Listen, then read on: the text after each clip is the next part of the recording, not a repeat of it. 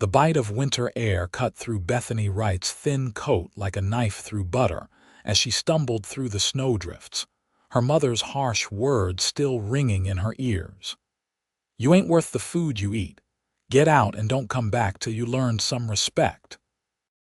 Wyoming Territory, 1879, was no place for a young woman alone in a blizzard, but Bethany had nowhere else to go.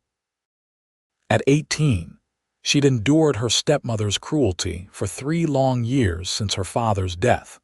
But tonight's offense defending herself against her stepmother's drunken rage had finally crossed the line. Snow blinded her as she pushed forward, the wind howling around her like a pack of hungry wolves. Tears froze on her cheeks as she wrapped her arms around herself, trying desperately to maintain some warmth. Her threadbare coat, once her mother's before consumption took her when Bethany was just 12, provided little protection against the ruthless Wyoming winter. "Just keep moving," she muttered to herself, her lips already turning blue. "Just keep moving."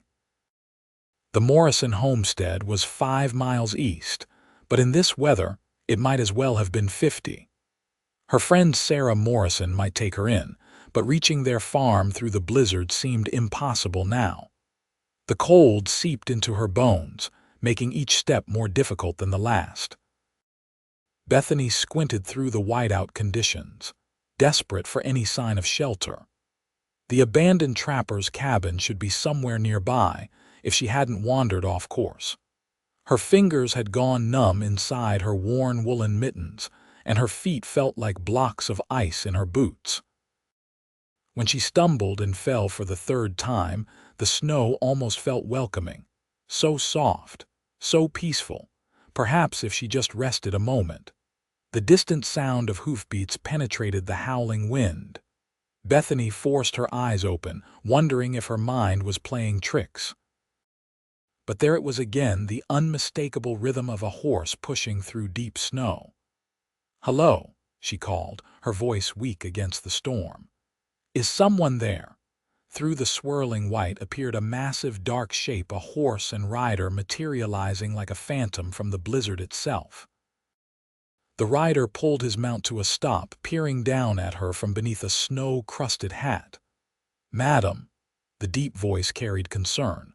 "What in God's name are you doing out here?" Bethany tried to stand but found her legs wouldn't cooperate. I need to get to the Morrisons," she managed through chattering teeth. Without hesitation, the man swung down from his horse, revealing his impressive height as he knelt beside her. His face was mostly hidden behind a scarf, but his eyes were sharp and alert beneath the brim of his hat. "The Morrisons are 10 miles from here, madam. You'd never make it in this storm." His gloved hands gently grasped her shoulders. "My cabin's just over that ridge. Can you stand?" When she tried and failed, he swept her into his arms as if she weighed nothing at all. The sudden warmth of another human body made her gasp. He settled her carefully on his horse before mounting behind her. "I'm Thomas Atwood," he said, wrapping one strong arm around her waist to keep her secure as he guided the horse forward. "Hold on tight, miss. We've got a ways to go."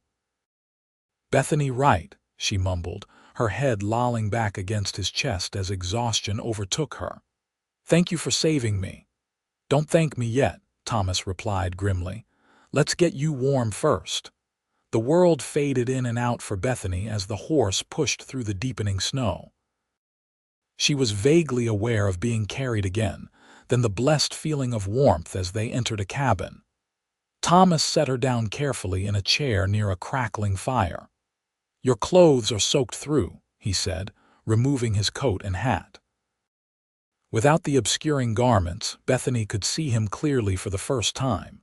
He was younger than she'd expected, perhaps 25, with a strong jaw darkened by stubble and kind eyes the color of coffee. "I've got some dry things you can change into. They'll be too big, but they're warm." He handed her a flannel shirt and woolen pants. "I'll turn my back. You need to get out of those wet clothes before you catch your death." Bethany's fingers were too numb to work the buttons of her coat. Seeing her struggle, Thomas hesitated, then knelt before her. "May I help you?" he asked, his voice gentle. When she nodded, he carefully removed her coat and boots, then turned away to give her privacy for the rest. "There's hot coffee on the stove," he said, his back to her as she changed into his clothes. "It'll warm you from the inside." The cabin was small but neat, with a single room containing a bed, table, 2 chairs, and a pot-bellied stove. Rifles and tools hung on the walls, and shelves held books more than she would have expected for a frontier cabin. "I'm decent," Bethany said once she'd changed. The clothes engulfed her small frame, but they were warm and smelled of soap and pine. Thomas turned and nodded approvingly. "Better." He poured coffee into a tin mug and handed it to her. "Drink this, slowly." As warmth returned to her body, so did her senses. Bethany suddenly realized the precariousness of her situation alone with a strange man, miles from anywhere. As if reading her thoughts, Thomas moved to the far side of the cabin. "I trap and hunt in these parts," he explained, giving her space. "Been here 3 years now. Before that, I rode with a cattle outfit down Texas way." "You're a cowboy?" Bethany asked, wrapping her hands around the warm mug. A smile tugged at his mouth. Now I'm just a man trying to make his way," he gestured to her. "What were you doing out in that blizzard?" No one with sense would travel in weather like this. Bethany stared into her coffee.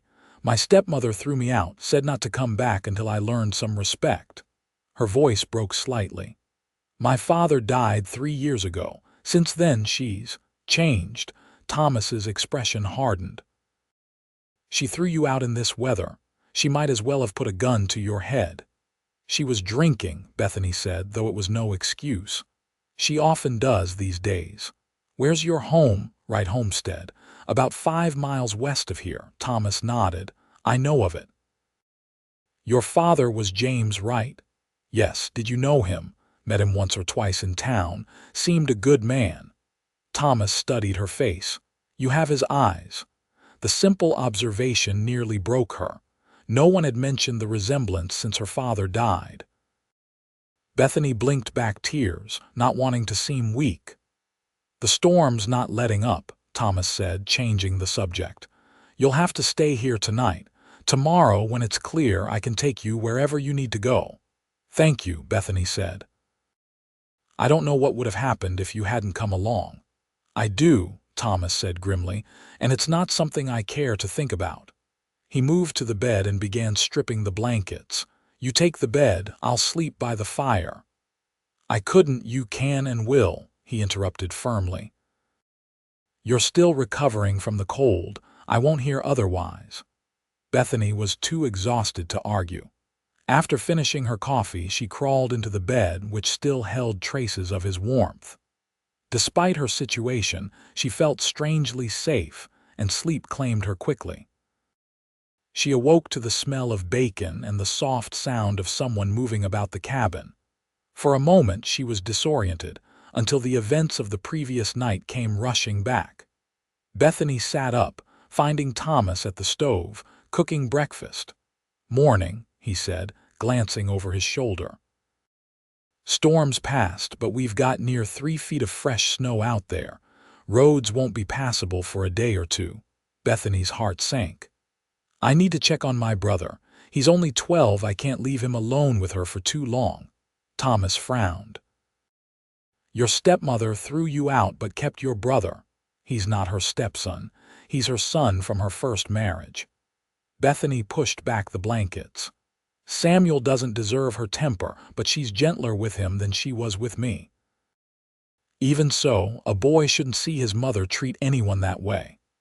Thomas slid a plate of bacon and beans toward her. "Eat first, then we'll figure something out." After breakfast, Thomas cleared the table and spread out a rough map of the area. "We're here," he said, pointing to a spot near a creek. "Your homestead's here. The snow's too deep for a horse with 2 riders, but I could make it on snowshoes." I need to go with you, Bethany insisted. Thomas shook his head. Too dangerous, and what if your stepmother hasn't cooled off? You'd be right back where you started. I can't abandon Samuel. I'm not suggesting you do. Thomas studied the map.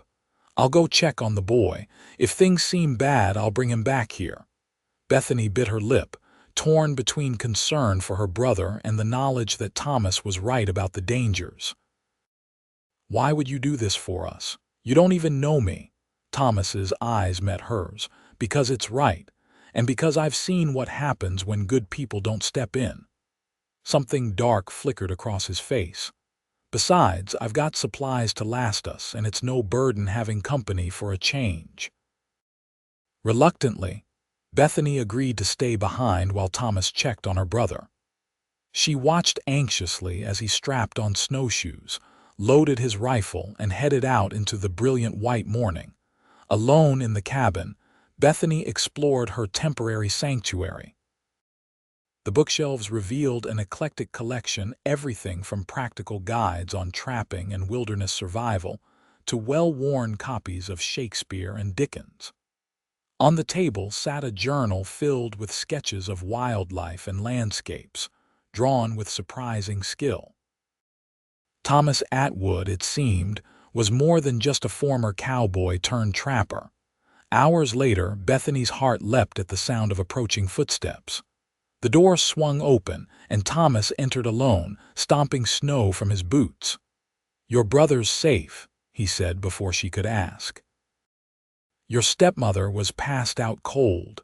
The boy said she'd been drinking since you left, ranting about ungrateful children." Thomas hung his coat by the door. "I spoke with Samuel. He says she's never laid a hand on him, just yells a lot.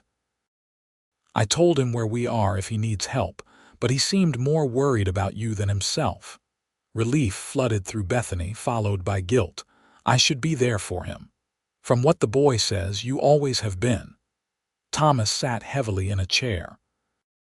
"He told me how you've been practically raising him since your father died. Said you're the only one who makes sure he gets to school and has proper meals." Tears pricked at Bethany's eyes. "He's a good boy. He deserves better." "So do you," Thomas said quietly. Over the next 3 days, as they waited for the snow to melt enough to make travel possible, Bethany and Thomas fell into an easy routine. He taught her how to set traps for rabbits, while she reorganized his meager supplies and mended his clothes. In the evenings, they sat by the fire, talking late into the night. Thomas told her about his years driving cattle, about the friends he'd made and lost, and why he'd eventually sought the solitude of the Wyoming wilderness. Bethany shared stories of her father, of the homestead before her stepmother's decline, of her dreams of someday becoming a teacher. "You'd be good at it," Thomas said on the third night, watching as she carefully annotated one of his books. "You've got patience and a way of explaining things clearly." "Maybe someday," Bethany replied, though her tone suggested she didn't quite believe it. "For now, I need to figure out what to do next. I can't go back home, not permanently, but I can't leave Samuel either." Thomas was silent for a long moment. "I might have an idea about that, but it'll take some planning." On the morning of the 4th day, the snow had melted enough for travel. Thomas saddled his horse, helping Bethany mount before climbing up behind her. "We'll stop by the Morrison place first," he explained. "I know John Morrison. He's a fair man, and his wife's been known to take in those who need help."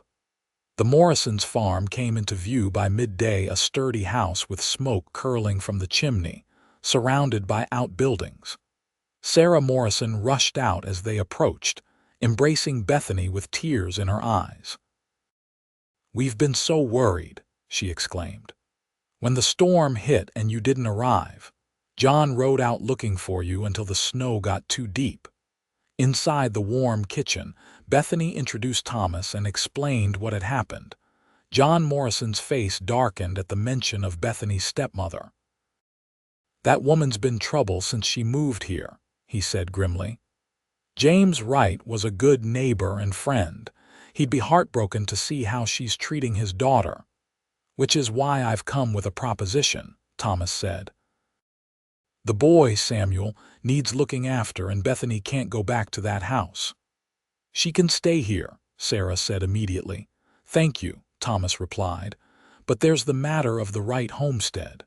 By rights, half of it belongs to Bethany. Her father would have wanted that. If she simply leaves, her stepmother could claim abandonment and take everything. John nodded thoughtfully. You're thinking legally. I know Judge Parker in Cheyenne. He's a fair man, concerned with justice over technicalities. If we bring this matter to him, present the facts of how Mrs. Wright has been treating her stepdaughter, I believe he'd rule in Bethany's favor, possibly even grant her guardianship of Samuel. Bethany stared at Thomas in surprise. You do that for me? Thomas met her gaze steadily. I would. 2 weeks later, Bethany stood nervously outside Judge Parker's chambers in Cheyenne. Thomas waited beside her, his presence reassuring. They'd spent the journey preparing their case, gathering statements from neighbors who had witnessed Mrs. Wright's decline and Bethany's care of her brother. It will be all right, Thomas said softly. The truth is on our side.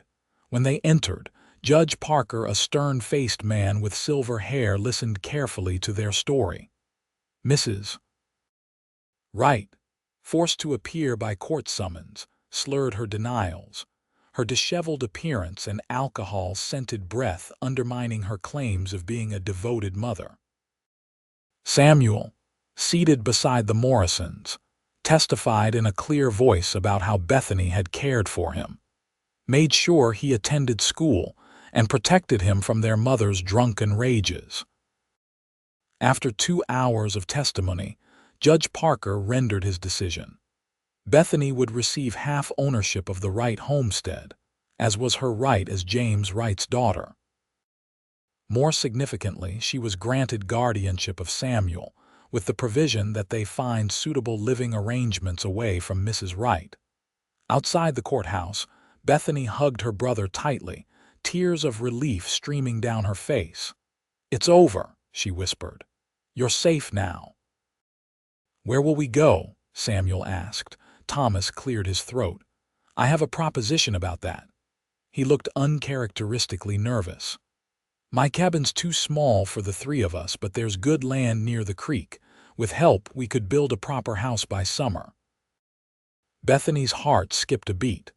The 3 of us. Thomas removed his hat, turning it nervously in his hands. I know it's sudden, and I'm not a man of many words, but these past weeks, getting to know you. He took a deep breath. What I'm trying to say poorly is that I've grown to care for you, Bethany, deeply. If you'd consider, that is, if you might feel something similar. Samuel grinned widely. He's asking if you'll marry him, Beth. Thomas's face reddened. Not exactly how I planned to say it, but yes. I'm offering marriage if you'll have me, a partnership, a chance to build something together. His eyes met hers. I understand if it's too soon. Bethany stepped forward and placed her hand on his. It is soon, she agreed softly, but sometimes life doesn't follow the path we expect. She smiled. Yes, Thomas, I accept your proposition. They were married 2 days later in a simple ceremony at the town church, with the Morrisons and Samuel as witnesses. Judge Parker himself gave the bride away, commenting that it was the happiest outcome to a court case he'd seen in years. Spring brought new beginnings. True to his word, Thomas built a sturdy 2-room cabin near his original home, with help from neighboring homesteaders. Samuel thrived under their care, attending the school in the nearby settlement and helping Thomas with the traps and hunting. Bethany planted a garden, started a small flock of chickens, and began teaching reading to several neighboring children whose farms were too distant from the school. Word of her skills spread, and by summer, the local school board approached her about taking over the schoolhouse the following year. One evening, as they sat on the porch watching the sunset paint the distant mountains, Thomas took Bethany's hand. "Are you happy?" he asked, his voice uncharacteristically uncertain. Bethany leaned her head against his shoulder. "Happier than I ever thought possible." She looked out at their growing homestead, at Samuel playing with the dog Thomas had brought home as a surprise. "Sometimes I think about that terrible night when my stepmother threw me out into the storm. Do you regret it?" "No," she said thoughtfully. "If she hadn't, you wouldn't have found me. We wouldn't be here now." She turned to face him. "That night I thought I'd lost everything. Instead, I found where I truly belong." Thomas's eyes softened as he pulled her close. "I've been alone most of my life. Never thought I'd find someone who understood the silence as well as the words." He kissed her gently. "You're the blessing I never knew to pray for." The years that followed brought both joys and challenges. Mrs. Wright eventually left the territory, selling her half of the Wright homestead to Bethany and Thomas for a fraction of its worth, eager for money to chase her vices elsewhere. Samuel grew into a fine young man, eventually attending college in Denver, his education funded by the successful trading post Thomas established along the expanding railway line. Bethany divided her time between teaching at the growing settlement school and managing their home, which had expanded along with their family. Their daughter Emma arrived a year after their marriage, followed by twins James and Joseph 2 years later. On cold winter nights, when the wind howled around their sturdy home, Thomas would sometimes pull Bethany close and whisper, "Remember that blizzard? When I found you half frozen in the snow?" And Bethany would smile, safe in the arms of the man who had ridden through a storm to save her, knowing that sometimes the harshest winter can lead to the most beautiful spring. Their 10th anniversary arrived on a perfect autumn day. Thomas had been secretive for weeks, disappearing into the workshop behind their home for hours each evening. That morning he led Bethany, blindfolded, to the porch. "Ready?" he asked, his voice filled with boyish excitement. When he removed the blindfold, Bethany gasped. There on the porch sat a rocking chair of exquisite craftsmanship, carved with delicate wildflowers and their initials twined together. "It's beautiful," she breathed, running her fingers over the smooth wood. "10 years ago I found a half-frozen woman in the snow," Thomas said, his voice thick with emotion. "I thought I was saving your life. Instead, you saved mine." Bethany sat in the chair, pulling him down to kiss her. "We saved each other," she corrected, "and built something neither of us could have imagined." As the sun set over their thriving homestead, casting golden light across fields that had once been wilderness, Bethany rocked gently in her anniversary gift.